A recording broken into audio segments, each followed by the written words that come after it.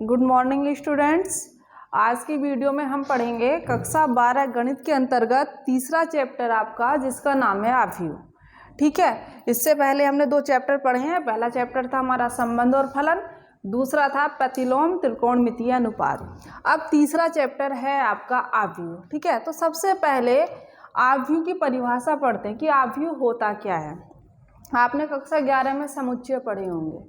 ठीक है, तो समुच्चय के जो एलिमेंट होते हैं, उसके जो अवयव होते हैं, उन्हें आप पंक्ति और स्तंभ में आप आयताकार सारणी या वर्गाकार सारणी के रूप में उनका जो अरेंजमेंट करते हो, वो क्या उसका जो वो आयताकार रूप या वर्गाकार रूप जो होता है वो क्या कहलाता है? वो हमारा आव्यूह कहलाता है। ठीक है, जैसे कि आव्यूह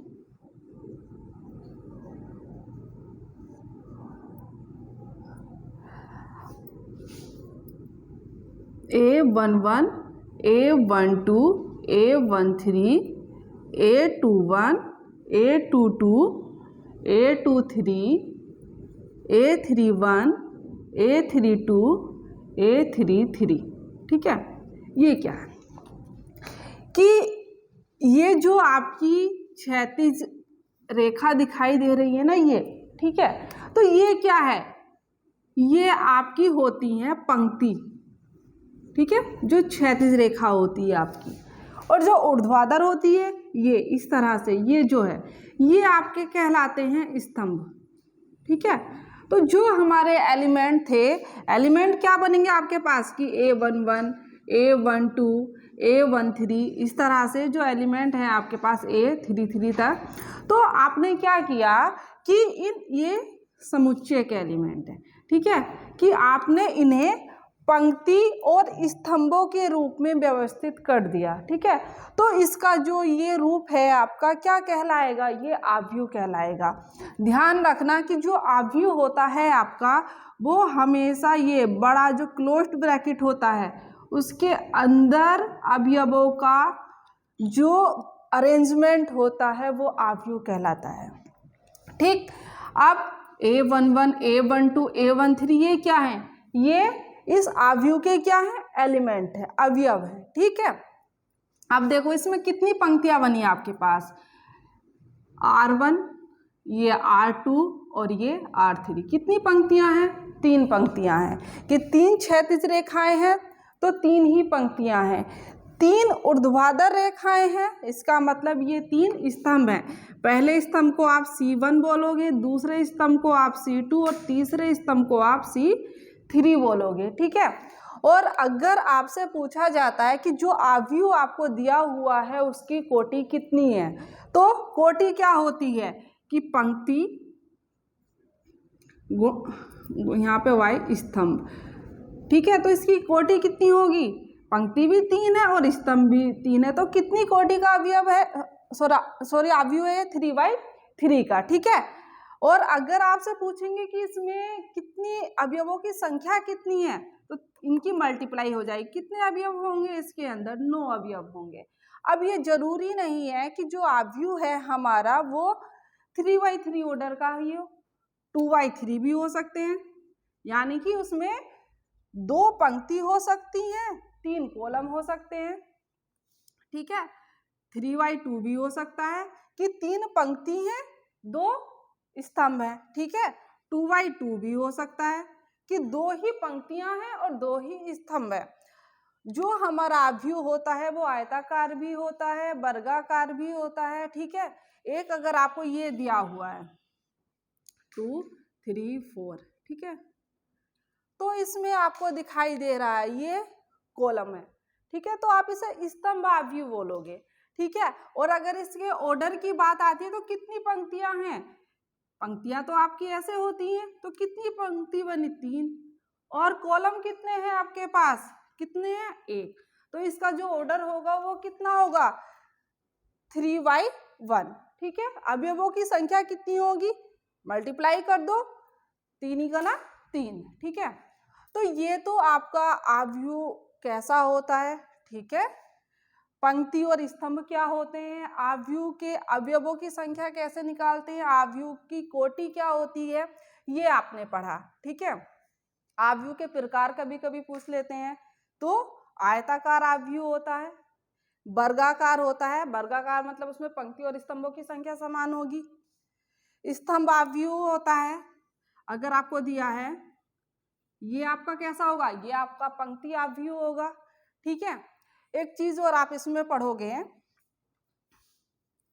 आई, जिसे बोलोगे आप तत्समक आव्यूह, तो उसमें क्या होता है, उसमें अगर आप 3x3 ऑर्डर का बनाना चाहते हो आव्यूह, तो क्या होगा कि उसका जो डायगोनल होगा उसके एलिमेंट तो 1 1 होंगे, बाकी जो एलिमेंट हैं वो 0 होंगे, 0 1 0 0 0 1, ठीक है। अगर आपसे 2x2 ऑर्डर का बोला जाता है तो उसमें क्या होगा आपके पास 2x2 मतलब 2 ही पंक्ति और 2 ही स्तंभ, तो डायगोनल के एलिमेंट तो 1 1 होंगे, बाकी 1 0 0 1, ठीक है। तो ये तो कुछ डेफिनेशन आपको बताई है मैंने कि जो आपके इन क्वेश्चंस में यूज होने वाली है। अब आगे हम इसमें प्रश्नावली के क्वेश्चंस करते हैं,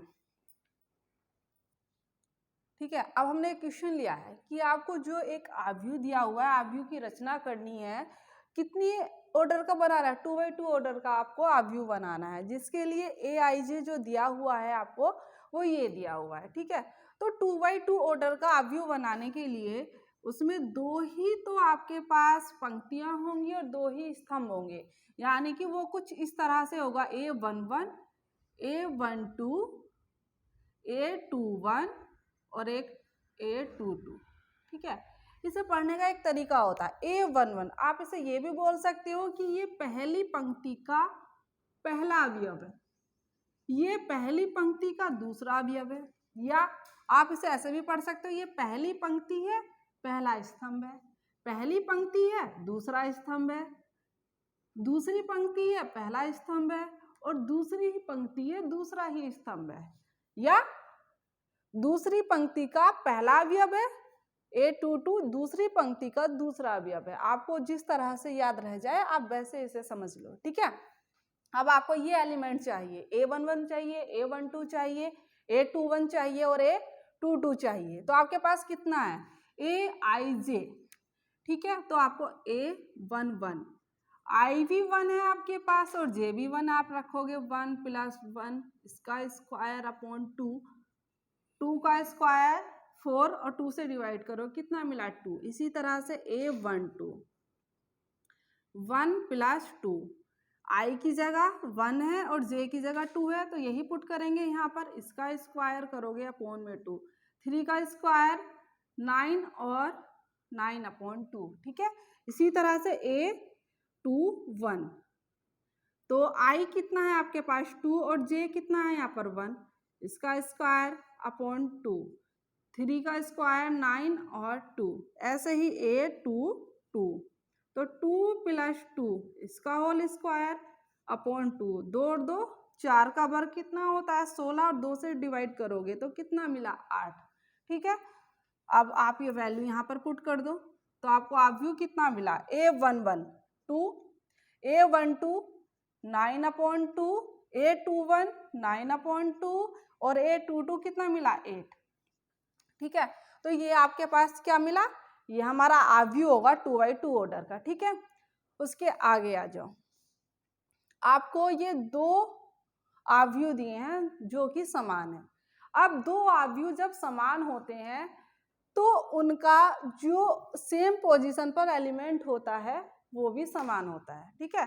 कि जैसे कि अगर कहीं पर दिया हुआ है आपको x y z और t, और ये दिया हुआ है 2 1 4 0, ये दिया हुआ है आपको, ठीक है।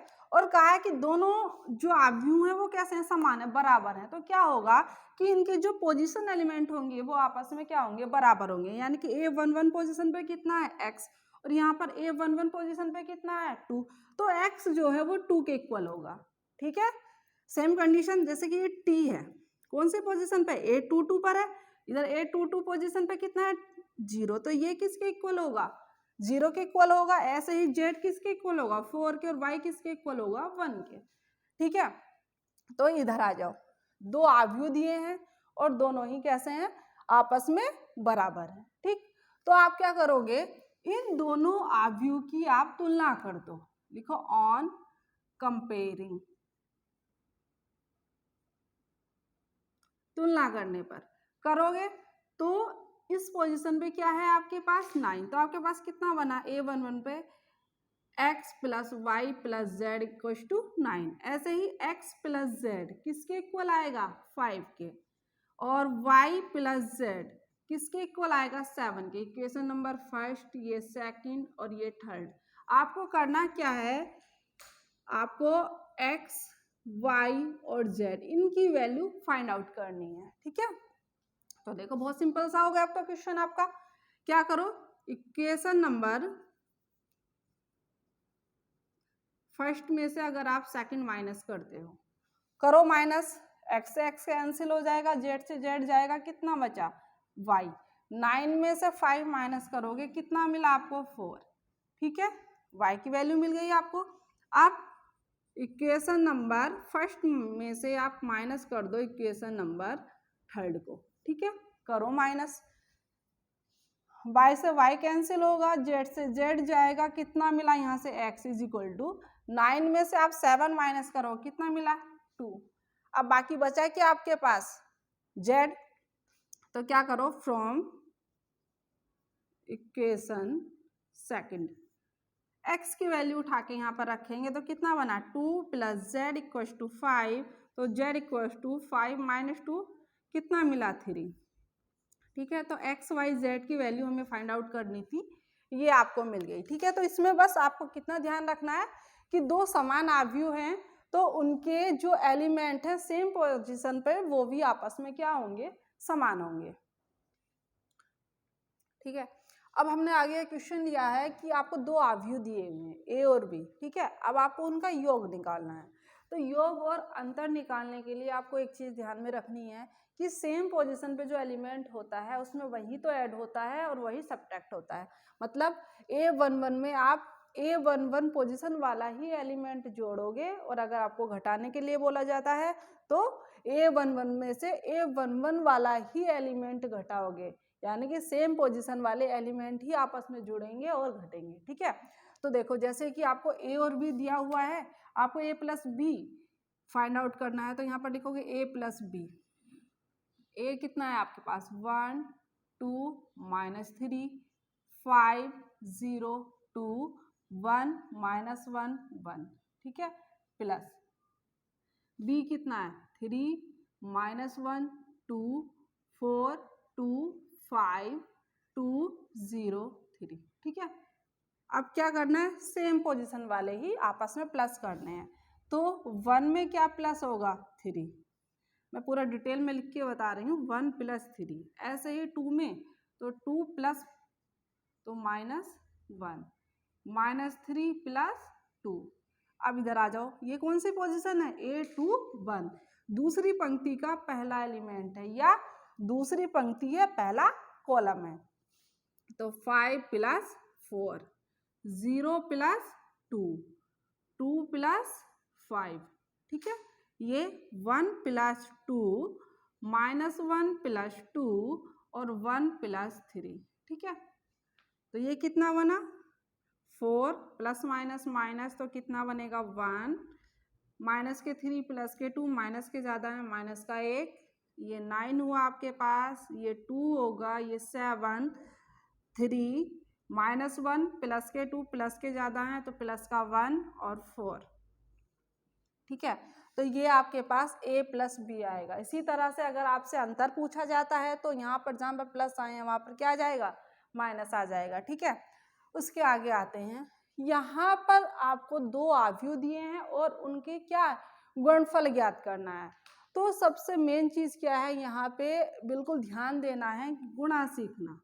ठीक है, इसमें आपको एक चीज़ ध्यान में रखनी है, सबसे पहले जो अवयव हमें दिया जाता है, पहला अवयव आपके पास जो है उसकी पहली पंक्ति की मल्टीप्लाई, ठीक है, दूसरे अवयव के जितने भी स्तंभ आपको दिए जाते हैं सब में करनी है। ठीक है, कैसे, सबसे पहले पहली पंक्ति की मल्टीप्लाई पहले स्तंभ में करोगे। ठीक है, और उसमें भी एक क्रम होता है, पहले एलिमेंट की मल्टीप्लाई पहले एलिमेंट से, दूसरे की दूसरे से, और तीसरे की तीसरे से। ठीक है, तो देखो, तो 2 है तो इसकी मल्टीप्लाई पहले एलिमेंट से होगी 1, बीच में साइन आएगा प्लस का। ठीक, फिर 3 की मल्टीप्लाई किससे होगी, दूसरा एलिमेंट है तो दूसरे से ही होगी, फिर प्लस आएगा 4 मल्टीप्लाई 3।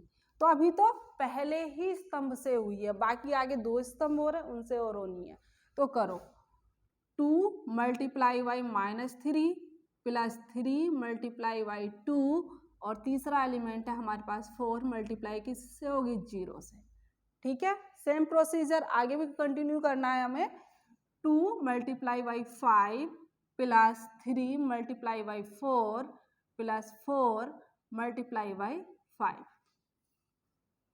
तीनों स्तंभों से हो गई। जो हमने R1 के लिए किया है वही प्रोसीजर अब हम R2 के लिए करेंगे। 3 multiply by 1 plus 4 multiply by 0 plus 5 multiply by 3। दूसरे स्तंभ पर आ जाओ, 3 multiply by -3 plus 4 multiply by 2 plus 5 multiply by 0। तीसरे स्तंभ के लिए आएंगे, 3 multiply by 5 4 multiply by 4 plus 5 multiply by 5। तीसरे स्तंभ तीसरी पंक्ति के लिए आएंगे, 4 multiply by 1 plus 5 multiply by 0 plus 6 multiply by 3।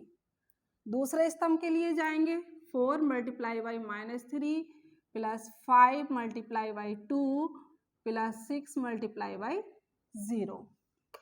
आगे आ जाओ, तो 4 multiply by 5 plus 5 multiply by 4 plus 6 multiply by 5।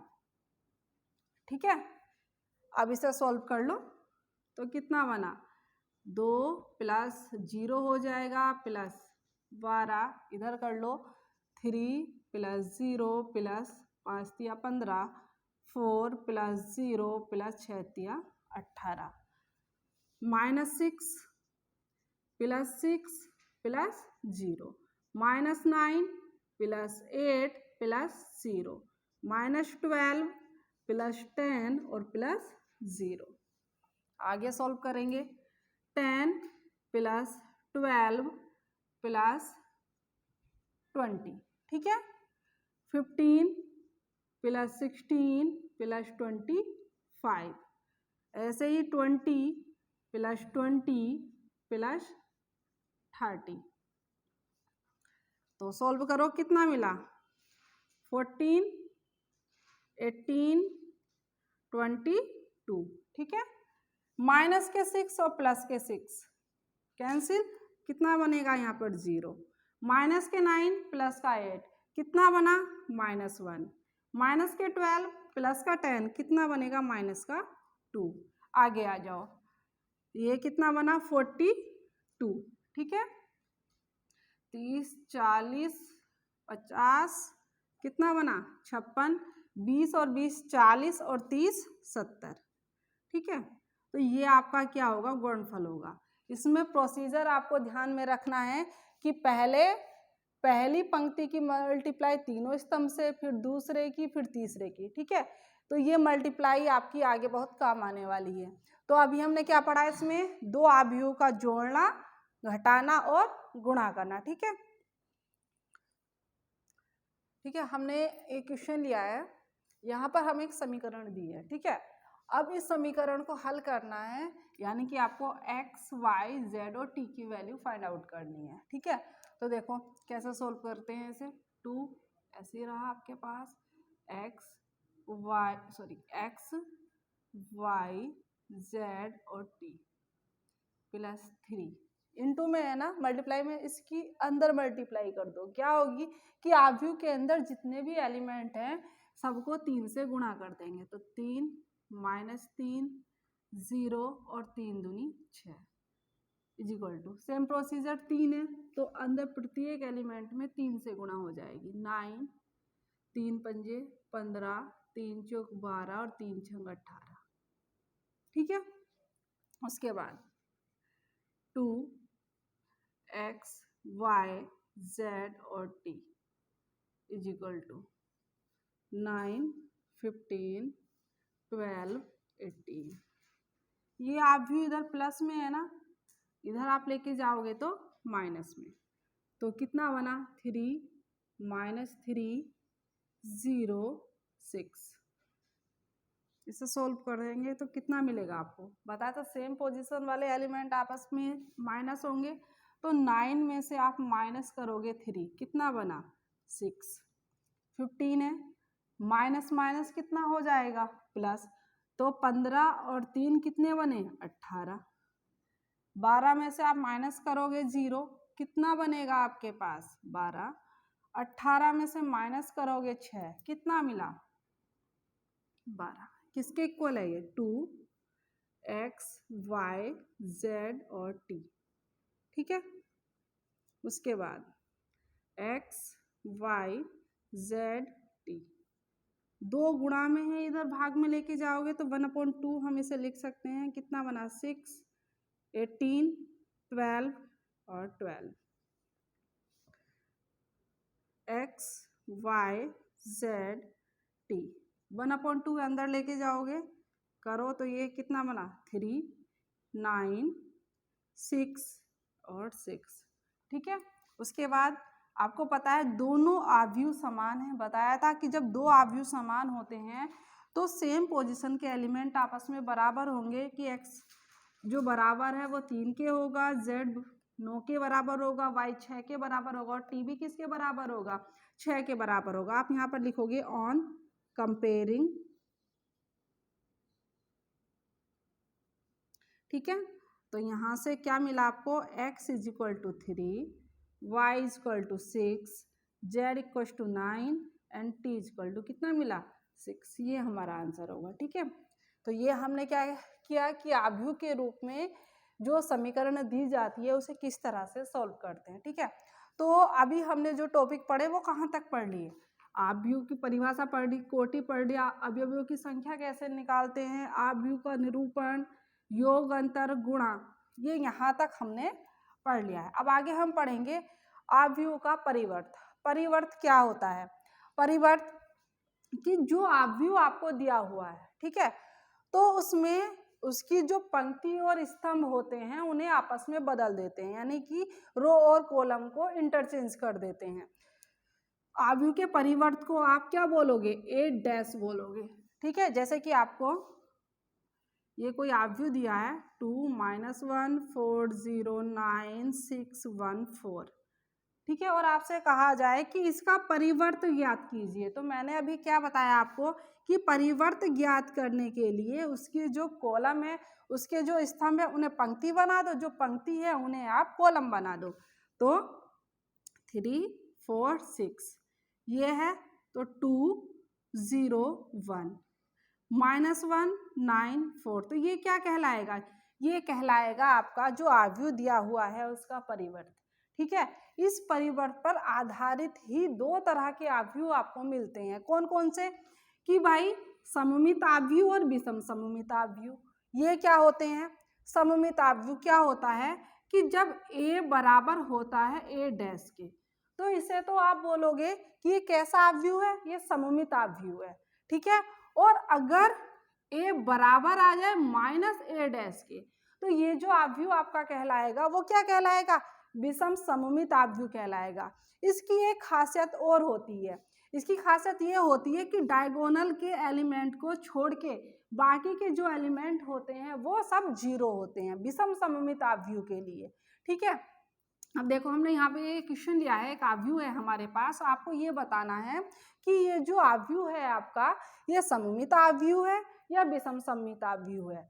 ठीक है, तो ए है तो ए डैश आप फाइंड आउट करोगे, तो ए डैश फाइंड आउट करने के लिए क्या करना पड़ेगा, रो का कॉलम और कॉलम की रो बनाओगे आप। तो देखो ये है कॉलम, इसे रो के रूप में लिखते हैं 1 -1 5, दूसरा कॉलम है तो दूसरी रो बनेगी -1 2 और 1, तीसरा कॉलम है तो तीसरी रो बना दो इसकी 5 1 3। ठीक है, अब इन दोनों को जरा ध्यान से देखो। ठीक है, कोई चेंज हुआ, सेम आप भी दिखाई दे रहे हैं ना आपको, कि यहाँ से आपको क्या मिला कि ए बराबर आया किसके, ए डैश के बराबर हो गए। ये कंडीशन कब होती है, मैंने क्या बताया, ये कब होती है कि जब हमारा आव्यूह कैसा होगा, सममित होगा। ठीक है, तब ए किसके बराबर होगा, ए डैश के। तो ये तो था आपका कि आव्यूह परिवर्त के आधार पे कैसे होते हैं, सममित आव्यूह और विषम सममित आव्यूह। ठीक है, अब इसके आगे हम पढ़ेंगे आव्यूह आपको दिया है उसका व्युत्क्रम कैसे ज्ञात करते हैं। ये आपका इम्पोर्टेंट टॉपिक है और इसमें से हर साल आपको एक क्वेश्चन पूछा जाता है। देखो, अब हमने यहाँ पर एक आव्यूह लिया है और आपसे कहा जाएगा कि जो आव्यूह आपको दिया हुआ है इसका व्युत्क्रम ज्ञात कीजिए, यानी कि आपको ए इनवर्स की वैल्यू फाइंड आउट करनी है। ठीक, तो ये जो क्वेश्चन है ये मान के लिए लगभग हर साल आपको आव्यूह का व्युत्क्रम निकालने पर आधारित क्वेश्चन आता है। ठीक है, तो देखो ये आव्यूह आपके पास है, ए इनवर्स की वैल्यू फाइंड आउट करनी है। तो इसके लिए हम एक कंडीशन, आपको पता है ए इंटू ए इनवर्स, अगर हम इसकी मल्टीप्लाई करेंगे तो कितना मिलेगा आपको, 1 मिलेगा, मतलब आइडेंटिटी मिलेगी। तो आपको पता है तत्समक आव्यूह को आप आई ये लिखते हो। ठीक है, तो हम इसे A equals to I, A inverse है, अगर आप इधर लेके जाओगे ये लिख सकते हैं। ठीक, अब ए कितना है आपके पास, 2 0 -1 5 1 0 0 1 3। ठीक है, आई कितने ऑर्डर का आव्यूह है आपके पास, 3/3 ऑर्डर का है। तो आप क्या करोगे, 3/3 ऑर्डर का ही आप तत्समक आव्यूह लोगे। तो क्या होता है 1 0 0 0 1 0 0 0 1, और इसे हम ऐसे ही लिखेंगे। क्यों, वो इसलिए लिखेंगे कि इधर हम आइडेंटिटी बनाएंगे, आई की वैल्यू बनाएंगे। ठीक है, यहाँ पर कोई हमारा दूसरा आव्यूह बन जाएगा और ए। ठीक है, जब आप इसे इधर लेके जाओगे तो ये हो जाएगा आपके पास, इसे ऊपर लेके जाओगे तो A inverse is equal to B, जो भी आव्यूह यहाँ पर सोल्व करके आएगा। तो हमें करना क्या है कि इधर हमें आइडेंटिटी बनानी, मतलब इधर हमें ये वाला आव्यूह बनाना है। ठीक है, अब इस चीज़ का ध्यान रखना कि जो हम यहाँ पर संक्रियाएं लगाएंगे, अगर हम पंक्ति में लगाते हैं तो पंक्ति से ही करना है, और अगर स्तंभ से लगाएंगे तो स्तंभ से ही करना है। ठीक है, तो सबसे पहला प्रोसेस होता है आपका कि जो A11 है उसे 1 बनाना है। ठीक है, तो देखो यहाँ पर 2 है हमारे पास और बनाना कितना है 1। तो एक काम करते हैं, हम इसे R1 है ना हमारा, तो हमने इसे क्या किया 1/2 R2 कर दिया, सॉरी R1, कि R1 में आपने 2 से भाग कर दिया। तो जो संक्रिया हम इधर लगाएंगे वही हमें इधर भी लगानी है। तो कितना मिला आपको 1 0 माइनस के 1/2। ठीक है, बाकी हमने कुछ नहीं किया, 5 1 0 0 1 3। तो इधर भी अप्लाई करना है, तो 1/2 मिला आपको, 0 मिला 0 मिला 0 1 0 0 0 1, ये ऐसे ही रहा। ठीक है, उसके बाद हम क्या करते हैं, हम कोशिश करते हैं कि ज़्यादा से ज़्यादा अगर हम 0 बना सकते हैं तो 0 बना लेते हैं। तो देखो 0 कैसे बनेगा कि अगर आप R1 में R2 को चेंज करना है, हम इसे 0 बना रहे हैं। ठीक है, तो R2 को चेंज कर रहे हैं, तो जिसे चेंज करते हैं वो यहाँ आएगा, और R2 में से 5 R1 कर दें तो क्या आपको 0 मिल जाएगा। यहाँ पर 5 में से 5 गया 0, हो गया काम अपना। तो यहाँ पर आप लिखोगे देयर इम्प्लाइज 1 0 माइनस के 1/2, चेंज तो R2 करना है, तो कितना बना 0। 5 से गुणा करोगे 0 ही रहेगा, 1 में से घटाओगे 1 बचा, ये कितना हो जाएगा माइनस के 5/2 और 0 में से माइनस करोगे तो प्लस के 5/2। 0 1 3 सेम प्रोसीजर आपका इधर भी अप्लाई होने वाला है। तो 1/2 R1 में कोई चेंज नहीं करना, हमें R2 में करना है। 5 से गुणा करोगे 5/2 हो जाएगा, 0 में से माइनस करोगे तो माइनस के 5/2। ये बना आपके पास 1 0 0 0 1 और ए आपके पास ऐसे ही रहा।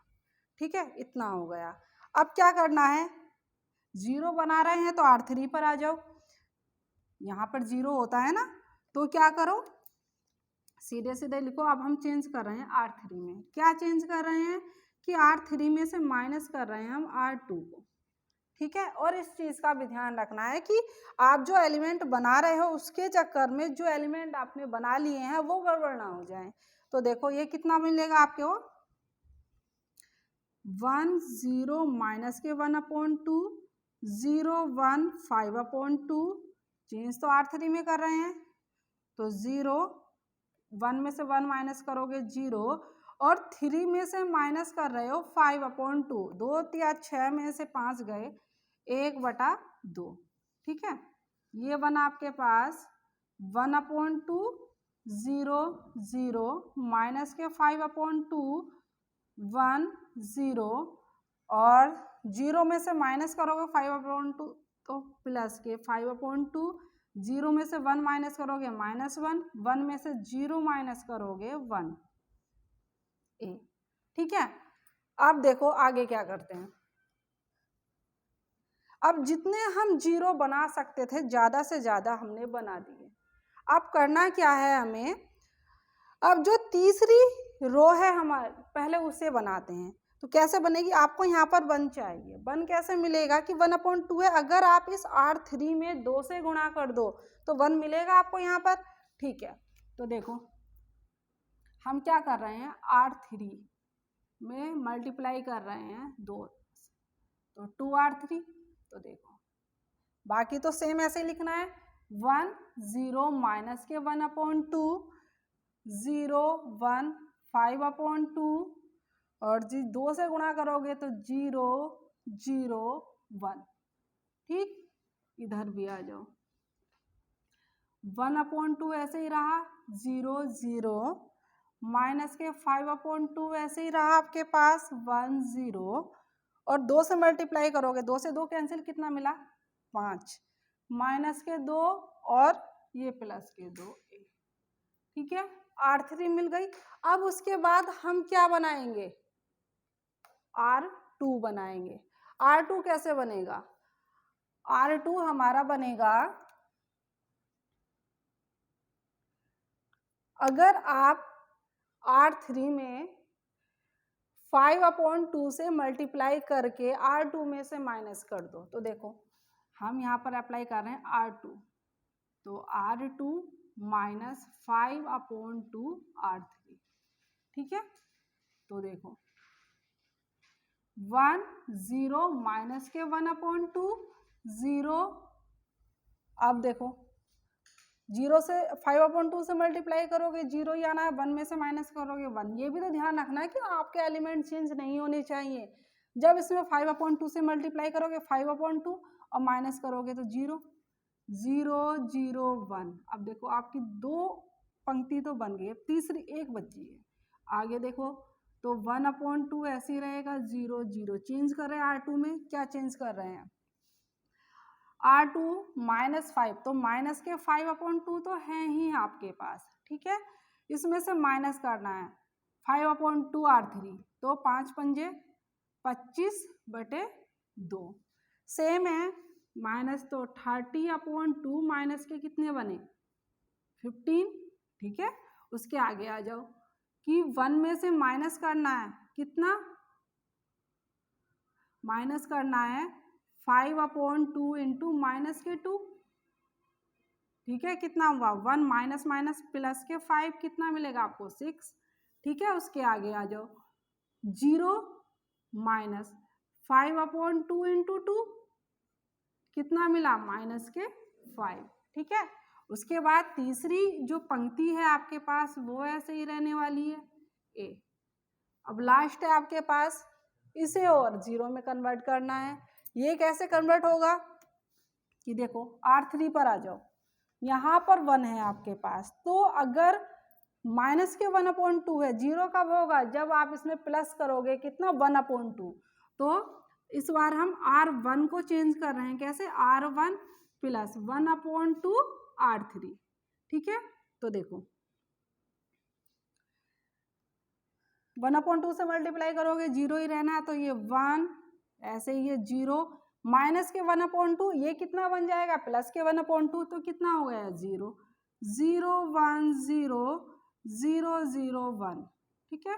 आगे आ जाओ, जो चेंज नहीं होना उसे ऐसे ही लिख दो, 6 माइनस 5 5 माइनस 2 2, ए ऐसे ही रहा आपके पास। अब करना क्या है 1/2 में प्लस करना है, 1/2 इंटू R3 कितना है 5, कितना बना 1/2 प्लस 5/2 मतलब 6/2, कितना हुआ 3, ठीक है। उसके आगे आ जाओ, R1 कितना है 0 प्लस 1/2 और माइनस के 2, कितना मिलेगा यहाँ से -1, ठीक है। उसके आगे आ जाओ, तो 0 प्लस 1/2 और R3 कितना है 2, तो कैंसिल कितना मिला 1, ठीक है। अब देखो इधर आइडेंटिटी बन गई, आप इसे इधर लेके आओगे तो कितना मिलेगा यहाँ से A inverse is equal to कितना मिला आपको 3 -1 1 -15 6 -5 5 -2 और 2, ये आपका क्या होगा आव्यूह का व्युत्क्रम होगा, ठीक है। इसे करने का क्रम ध्यान रखना, क्या सबसे पहले जो आपका A11 पोजीशन का एलिमेंट है उसे बनाएंगे, उसके बाद आप ज़्यादा से ज़्यादा कोशिश करोगे कि 0 बन जाए, और तीसरा स्टेप क्या है सबसे पहले आप R3 जो पंक्ति है उसे बनाओगे, उसके बाद R2 पर आओगे और उसके बाद R3 पर आओगे, ठीक है। और ये क्वेश्चन आपसे एग्जाम में पूछा ही जाता है, ये मानो हर साल आता ही है, ठीक है। अब इसके जो बाकी बचे हुए क्वेश्चन है आपको PDF में भेज दिए थे, और उन्हें अच्छे से तैयारी करनी है। और जो आपका फर्स्ट मंथली टेस्ट होगा उसमें आपके अब तक जो पढ़ाया गया सिलेबस है, पहला चैप्टर, दूसरा चैप्टर और तीसरा चैप्टर, इन तीनों से ही आपका क्वेश्चन पेपर आएगा। Thank you.